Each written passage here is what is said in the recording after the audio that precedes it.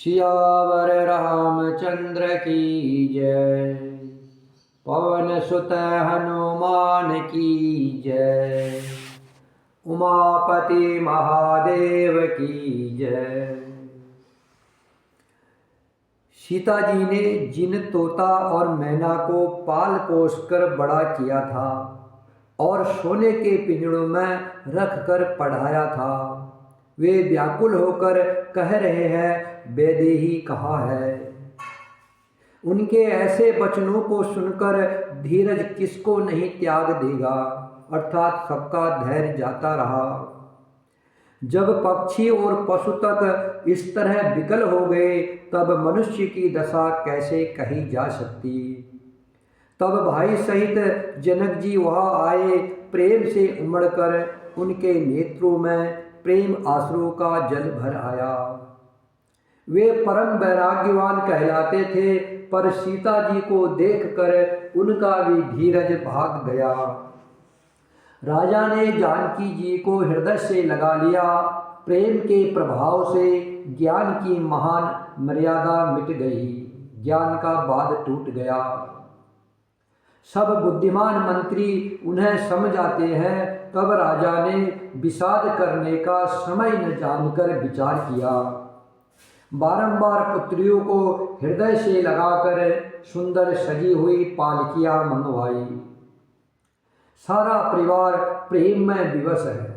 राजा ने सुंदर मुहूर्त जानकर सिद्धि सहित गणेश जी का स्मरण करके कन्याओं को पालकियों पर चढ़ाया। राजा ने पुत्रियों को बहुत प्रकार से समझाया और उन्हें स्त्रियों का धर्म और कुल की रीति सिखाई।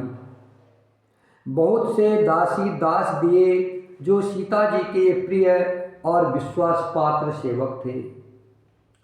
सीता जी के चलते समय जनकपुरवासी व्याकुल हो गए। मंगल की राशि शुभ शकुन हो रहे हैं। ब्राह्मण और मंत्रियों के समाज सहित राजा जनक जी उन्हें पहुंचाने के लिए साथ चले। समय देख करके बाजे बजने लगे। बारातियों ने रथ, हाथी और घोड़े सजाए। दशरथ जी ने सब ब्राह्मणों को बुला लिया और उन्हें दान और सम्मान से परिपूर्ण कर दिया।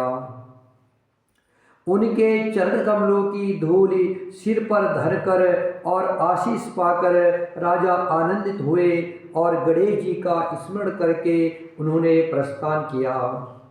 मंगलों के मूल अनेकों शकुन हुए। देवता हर्षित होकर के फूल बरसा रहे हैं और अप्सराएं गान कर रही है। अवधपति दशरथ जी नगाड़े बजाकर आनंद पूर्वक अयोध्यापुरी को चले। राजा दशरथ जी ने विनती करके प्रतिष्ठित जनों को लौटाया और आदर के साथ सब मंगनों को बुलवाया। उनको गहने, कपड़े, घोड़े, हाथी दिए और प्रेम से पुष्ट करके सबको संपन्न अर्थात बलयुक्त कर दिया। वे सब बारंबार बिरदावली कुल कीर्ति बखान कर और श्री रामचंद्र जी को हृदय में रख कर लौटे। कौशलाधीश दशरथ जी बार बार लौटने को कहते हैं, परंतु जनक जी प्रेमवश लौटना नहीं चाहते। दशरथ जी ने फिर सुहावने वचन कहे, हे राजन, बहुत दूर आ गए, अब लौटिए। फिर राजा दशरथ जी रथ से उतरकर खड़े हो गए। उनके नेत्रों में प्रेम का प्रभाव बढ़ आया। प्रेम आंसुओं की धारा बह चली। तब जनक जी हाथ जोड़कर मानो स्नेह रूपी अमृत में डुबोकर वचन बोले, मैं किस तरह किन शब्दों में विनती करूं। हे महाराज, आपने मुझे बड़ी बढ़ाई दी है। आपने मुझे बड़ी बढ़ाई दी है। अयोध्यानाथ दशरथ जी ने अपने स्वजन समधी का सब प्रकार से सम्मान किया। उनके आपस के मिलने में अत्यंत विनय थी और इतनी प्रीति थी जो हृदय में समाती न थी। जनक जी ने मुनि मंडली को सिर नवाया और सभी से आशीर्वाद पाया। फिर आदर के साथ वे रूप, शील और गुरु के निधान सब भाइयों से अपने दामादों से मिले और सुंदर कमल के समान हाथों को जोड़ करके ऐसे वचन बोले जो मानो प्रेम से ही जन्मे हो। हे राम जी, मैं किस प्रकार आपकी प्रशंसा करूं? आप मुनियों और महादेव जी के मन रूपी मान सरोवर के हंस हैं। योगी लोग जिनके लिए क्रोध, मोह, ममता और मद को त्याग कर योग साधन करते हैं, जो सर्वव्यापक ब्रह्म, अव्यक्त, अविनाशी, चिदानंद, निर्गुण और गुणों की राशि है, जिनको मन सहित वाणी नहीं जानती है और सब जिनका अनुमान ही करते हैं, कोई तर्कना नहीं कर सकते, तर्क से उनको जान नहीं सकते हैं, सब कोई अनुमान ही करते हैं, जिनकी महिमा को वेद नेति कहकर वर्णन करता है, अर्थात पार नहीं है, पार नहीं है कह करके वेद जिनका वर्णन करते हैं, और जो सच्चिदानंद तीनों कालों में एक रस सर्वदा और सर्वथा निर्विकार रहते हैं, वे ही समस्त सुखों के मूल आप मेरे नेत्रों के विषय हुए। ईश्वर के अनुकूल होने पर जगत में जीव को सब लाभ ही लाभ है। आपने मुझे सभी प्रकार से बढ़ाई दी है और अपना जन जान करके, अपना स्नेह ही जान करके आपने मुझे अपना लिया। यदि 10,000 सरस्वती जी और शेष जी हो और करोड़ों कल्पों तक गणना करते रहे तो भी हे रघुनाथ जी, मेरे सौभाग्य और आपके गुणों की कथा कहकर समाप्त नहीं की जा सकती। मैं जो कुछ कह रहा हूँ वह अपने इस एक ही बल पर कि आप अत्यंत थोड़े प्रेम से प्रसन्न हो जाते हो। श्री राम जय राम जय जय राम, श्री राम जय राम जय जय राम, श्री राम जय राम जय जय राम। जनक जी पुनः कह रहे हैं, हे राम जी, मैं बार बार हाथ जोड़कर यह मांगता हूँ कि मेरा मन भूल कर भी आपके चरणों को न छोड़े। जनक जी के श्रेष्ठ वचनों को सुन करके जो मानो प्रेम से पुष्ट किए हुए थे, पूर्ण काम श्री रामचंद्र जी संतुष्ट हुए। उन्होंने सुंदर विनती करके पिता दशरथ जी, गुरु विश्वामित्र जी और कुलगुरु वशिष्ठ जी के समान जानकर ससुर जनक जी का सम्मान किया। फिर जनक जी ने भरत जी से विनती की और प्रेम के साथ मिलकर फिर उन्हें आशीर्वाद दिया। फिर राजा ने लक्ष्मण जी और शत्रुघ्न जी से मिलकर उन्हें आशीर्वाद दिया। वे परस्पर प्रेम के बस होकर बार बार आपस में सिर नवाने लगे। जनक जी की बार बार विनती और बड़ाई करके श्री रघुनाथ जी सब भाइयों के साथ चले। जनक जी ने जाकर विश्वामित्र जी के चरण पकड़ लिए और उनके चरणों की रज को सिर और नेत्रों में लगाया। उन्होंने कहा, हे मुनीश्वर, आपके सुंदर दर्शन से कुछ भी दुर्लभ नहीं है। मेरे मन में ऐसा विश्वास है जो सुख और सुयश लोकपाल चाहते हैं, परंतु जिसका मनोरथ करते हुए सकुचाते हैं, अर्थात असंभव समझ करके सकुचाते हैं। हे स्वामी, वही सुख और सुयश मुझे सुलभ हो गया। सारी सिद्धियां आपके दर्शनों की अनुगामनी है, अर्थात पीछे पीछे चलने वाली है। इस प्रकार बार बार विनती की और सिर नवाकर तथा उनसे आशीर्वाद पाकर के राजा जनक जी लौटे। डंका बजाकर बारात चली। छोटे बड़े सभी समुदाय प्रसन्न हैं। गांव के स्त्री पुरुष गांव के स्त्री पुरुष श्री रामचंद्र जी को देखकर नेत्रों का फल पाकर सुखी होते हैं। बीच बीच में सुंदर मुकाम करती हुई तथा मार्ग के लोगों को सुख देती हुई वह बारात पवित्र दिन में अयोध्यापुरी के समीप आ पहुंची। नगाड़ों पर चोटें पड़ने लगी, सुंदर ढोल बजने लगे, भेरी और शंख की बड़ी आवाज हो रही है, हाथी घोड़े गरज रहे हैं, विशेष शब्द करने वाली सुहावनी डफलियाँ तथा रसीले राग से शहनाइयाँ बज रही है। बारात को आती हुई सुनकर नगर निवासी प्रसन्न हो गए। सबके शरीरों में पुलकावली छा गई। सबने अपने अपने सुंदर घरों, बाजारों, गलियों, चौराहों और नगर के द्वारों को सजाया। सारी गलियां अरगजे से सिंचाई गई, जहाँ तहाँ सुंदर चौक पुराए गए। तोरणों, ध्वजा पताकाओं और मंडपों से बाजार ऐसा सजा कि जिसका वर्णन नहीं किया जा सकता। फल सहित सुपारी, केला, आम, मोलसिरी, कदम और तमाल के वृक्ष लगाए गए। वे लगे हुए सुंदर वृक्ष फलों के भार से पृथ्वी को छू रहे हैं। उनके मड़ियों के थाले बड़ी सुंदर कारीगरी से बनाए गए हैं। अनेक प्रकार के मंगल कलश घर घर सजाकर बनाए गए हैं। श्री रघुनाथ जी की पुरी अयोध्या को देख करके ब्रह्मा आदि सब देवता सिहाते हैं। उस समय राजमहल अत्यंत शोभित हो रहा था। उसकी रचना देख करके कामदेव का भी मन मोहित हो जाता था। मंगल शकुन, मनोहरता, रिद्धि सिद्धि, सुख, सुहावनी संपत्ति और सब प्रकार के आनंद मानो सहज सुंदर शरीर धर धर कर दशरथ जी के घर में छा गए हैं। श्री रामचंद्र जी और सीता जी के दर्शनों के लिए भला कहिए किसे लालसा न होगी।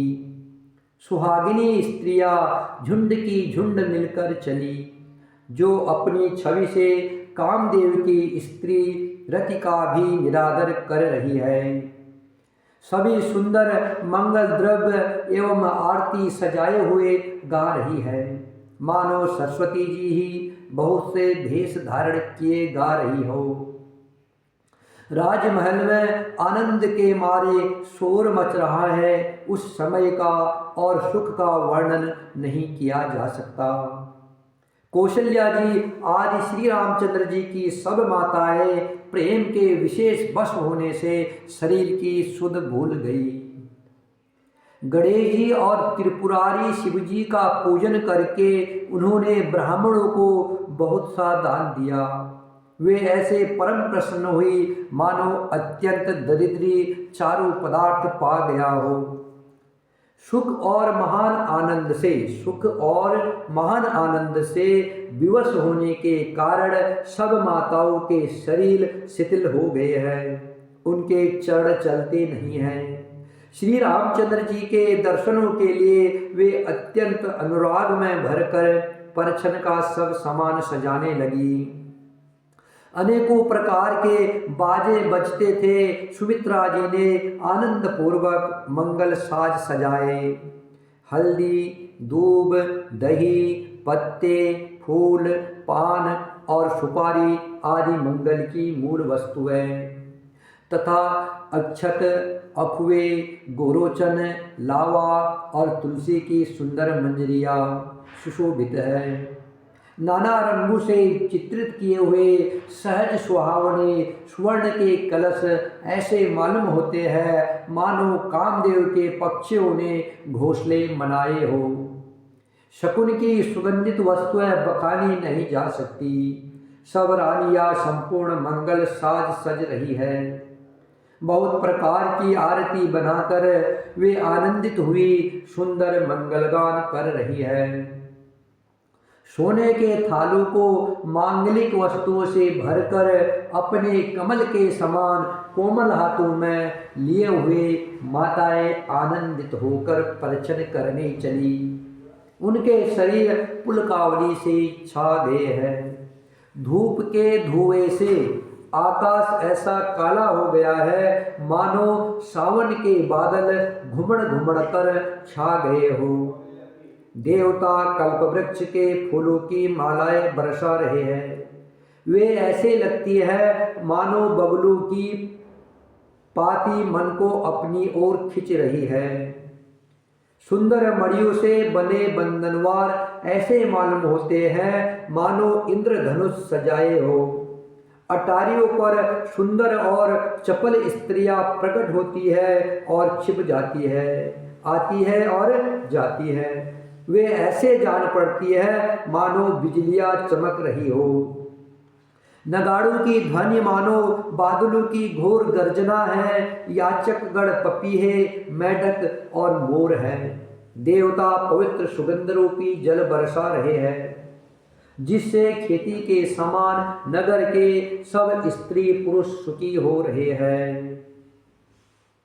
श्री राम जय राम जय जय राम। श्री राम जय राम जय जय राम। श्री राम जय राम जय जय राम। श्री राम जय राम जय जय राम। श्री राम जय राम जय जय राम। श्री राम जय राम जय जय राम। प्रवेश का समय जानकर गुरु वशिष्ठ जी ने आज्ञा दी। तब रघुकुल मणि महाराज दशरथ जी ने शिव जी, पार्वती जी और गणेश जी का स्मरण करके समाज सहित आनंदित होकर नगर में प्रवेश किया। शकुन हो रहे हैं, देवता दुधम्बी बजा बजा कर फूल बरसा रहे हैं। देवताओं की स्त्रियां आनंदित होकर के सुंदर मंगल गीत गा गा कर नाच रही है। मागध, सूत, भाट और चतुर नट तीनों लोकों के उजागर, सबको प्रकाश देने वाले परम प्रकाश स्वरूप श्री रामचंद्र जी का यश गा रहे हैं। जय ध्वनि तथा वेद की निर्मल श्रेष्ठ वाणी सुनकर मंगल से सनी हुई दसों दिशाओं में सुनाई पड़ रही है। बहुत से बाजे बजने लगे। आकाश में देवता और नगर में लोग सब प्रेम में मग्न हैं। बाराती ऐसे बने टने हैं कि उनका वर्णन नहीं हो सकता। परम आनंदित है। सुख उनके मन में समाता नहीं है, सुख उनके मन में समाता नहीं है। तब अयोध्यावासियों ने राजा की वंदना की। श्री रामचंद्र जी को देखते ही वे सब सुखी हो गए। सब मड़िया और वस्त्र निछावर कर रहे हैं। प्रेम आश्रु का जल भरा हुआ है, नेत्रों में प्रेम आश्रु का जल भरा हुआ है और सबके शरीर पुलकित है। नगर की स्त्रियां आनंदित होकर आरती कर रही है और सुंदर चारों कुमारों को देखकर हर्षित हो रही है। पालकियों के सुंदर पर्दे हटा हटा कर वे दुल्हनियों को देखकर सुखी होते हैं। इस प्रकार सबको सुख देते हुए राजद्वार पर आए। माताएं आनंदित होकर बहू सहित कुमारों का परीक्षण कर रही है। वे बार बार आरती कर रही है। उस प्रेम और महान आनंद को कौन कह सकता है। अनेकों प्रकार के आभूषण, रत्न और वस्त्र तथा अनगिनत प्रकार की अन्य वस्तुएं निछावर कर रही है। बहू सहित चारों पुत्रों को देखकर माताएं परमानंद में मग्न हो गई। सीता जी और श्री राम जी की छवि को बार बार देखकर वे जगत में अपने जीवन को सफल मानकर आनंदित हो रही है। सखिया सीता जी के मुख को बार बार देख करके अपने पुण्यों की सराहना करती हुई गान कर रही है। देवता क्षण क्षण में फूल बरसाते, नाचते गाते तथा अपनी अपनी सेवा समर्पण करते हैं। चारों मनोहर जोड़ियों को देखकर सरस्वती जी ने सारी उपमाओं को खोज डाला, पर कोई उपमा देते नहीं बनता, क्योंकि उन्हें सभी बिल्कुल तुच्छ जान पड़ी। तब हार कर सरस्वती जी भी श्री राम जी के रूप में अनुरक्त होकर एक टक देखती रह गई। वेद की विधि और कुल की रीति करके अग्र पावड़े देती हुई बहू समेत सब पुत्रों को प्रसन्न करके माताएं महल में लिवा चली।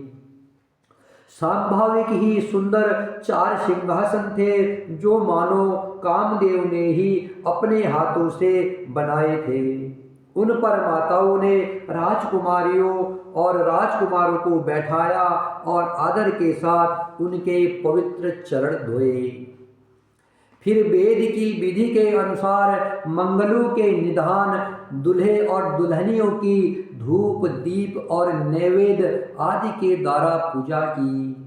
माताएं बारंबार आरती कर रही है और वर वधू के सिरों पर सुंदर पंखे तथा चवर ढल रहे हैं। अनेकों वस्तुएं निछावर हो रही है। सभी माताएं आनंद से भरी हुई ऐसी सुशोभित हो रही है, मानो योगी ने परम तत्व को प्राप्त कर लिया। सदा के रोगी ने मानो अमृत पा लिया। जन्म का दरिद्री मानो पारस पा गया। अंधे को सुंदर नेत्रों का लाभ हुआ, अर्थात जो दरिद्र था उसको पारस मणि मिल गई। पारस मणि क्या करती है? लोहे को भी सोना बना देती है। जो जन्म का अंधा था मानो उसे सुंदर नेत्र मिल गए और गूंगे के मुख में मानो सरस्वती आ विराजी है और शूरवीर ने मानो युद्ध में विजय पा ली है। ऐसे सभी लोग परम खुश हो गए हैं। इन सुखों से भी जितने ये सुख होते हैं, अंधे को आँख मिल जाए, गूंगे को सुंदर बाड़ी मिल जाए, शूरवीर युद्ध में जीत जाए और दरिद्र को मानो पारस मणि मिल जाए और जो बीमार है उसको अमृत मिल जाए, योगी को परम तत्व मिल जाए। इन सब सुखों से भी 100 करोड़ गुना बढ़ करके आनंद माताएं पा रही है, क्योंकि रघुकुल के चंद्रमा श्री राम जी बिहाव करके भाइयों सहित घर आए हैं। माताएं लोकरीति करती है और दूल्हे दुल्हनियाँ सकुचाते हैं। इस महान आनंद और विनोद को देख करके श्री रामचंद्र जी मन ही मन मुस्कुरा रहे हैं। मन की सभी वासनाएं पूरी हुई जानकर देवता और पितरों का भली भांति पूजन किया। सबकी वंदना करके माताएं यही वरदान मांगती है कि भाइयों सहित श्री राम जी का कल्याण हो। देवता छिपे हुए अंतरिक्ष से आशीर्वाद दे रहे हैं और माताएं आनंदित होकर आंचल भर करके ले रही है। तदंतर राजा ने बारातियों को बुला लिया और उन्हें सवारियां, वस्त्र, रत्न और आभूषण आदि दिए। आज्ञा पाकर श्री राम जी को हृदय में रखकर वे सब आनंदित होकर अपने अपने घर गए। नगर के समस्त स्त्री पुरुषों को राजा ने कपड़े और गहने पहनाए।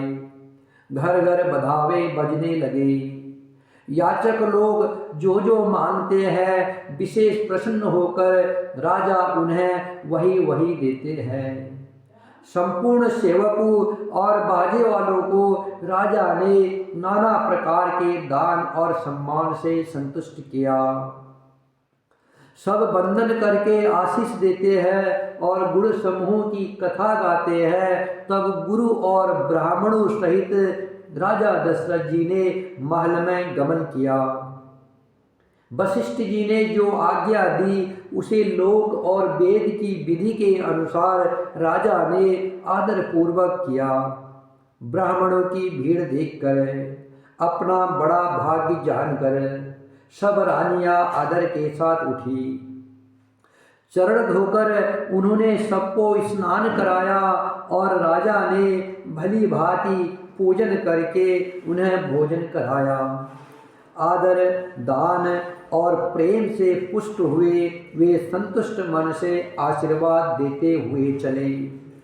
राजा ने गाधी पुत्र विश्वामित्र जी की बहुत तरह से पूजा की और कहा, हे नाथ, मेरे समान धन्य दूसरा कोई नहीं है। राजा ने उनकी बहुत प्रशंसा की और रानियों सहित उनकी चरण धूलि को ग्रहण किया। उन्हें महल के भीतर ठहरने को उत्तम स्थान दिया, जिसमें राजा और सब रनिवास उनका मन जोता रहे, अर्थात जिसमें राजा और महल की सारी रानियां स्वयं उनके इच्छा अनुसार उनके आराम की ओर दृष्टि रख सके। फिर राजा ने गुरु वशिष्ठ जी के चरण कमलों की पूजा और विनती की। उनके हृदय में प्रीति बहुत अधिक थी। बहू सहित सब राजकुमार और सब रानियों समेत राजा बार बार गुरु जी के चरणों की वंदना करते हैं और मुनीश्वर आशीर्वाद देते हैं। श्री राम जय जय राम, श्री राम जय जय राम, श्री राम जय जय राम, श्री राम जय जय राम, श्री राम जय जय राम, श्री राम जय जय राम, श्री राम जय जय राम, श्री राम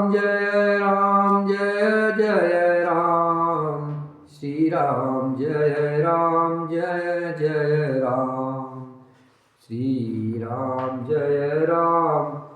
जय जय राम, श्री राम जय जय राम, श्री राम जय जय राम, श्री राम जय जय राम, श्री राम जय जय राम, श्री राम जय जय राम। सियावर रामचंद्र की जय, पवन सुत हनुमान की जय, उमापति महादेव की जय।